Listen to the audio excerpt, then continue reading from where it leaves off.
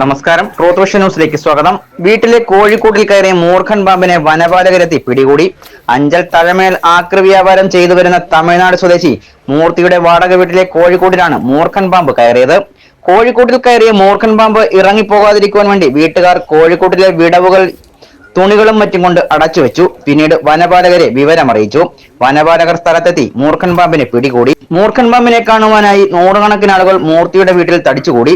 ഏകദേശം 12 വയസ്സ് പ്രായം വരുന്ന മൂർഖൻ പാമ്പിനെയാണ് പിടികൂടിയത്.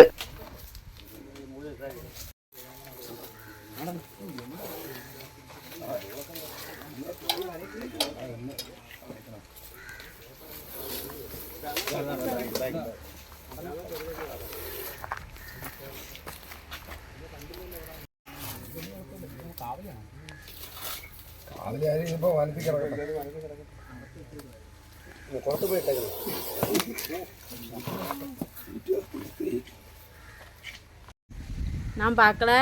நான் பேஸ்போர்ட் எடுக்க ஆள் வந்துன்னு எடை போட போயிட்டேன்.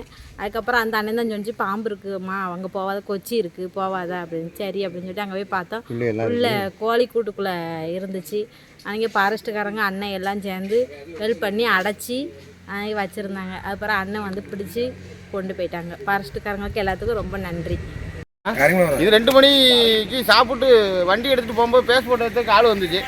அப்போ பேஸ்போர்ட் ரூமுக்கிட்ட போகிறேன். எனக்கு சைடாக கிடக்குமா கோவாலனை கூப்பிட்டு காமிச்சோன்னே அந்த கோவாலனை ஹெல்ப் பண்ணாவ.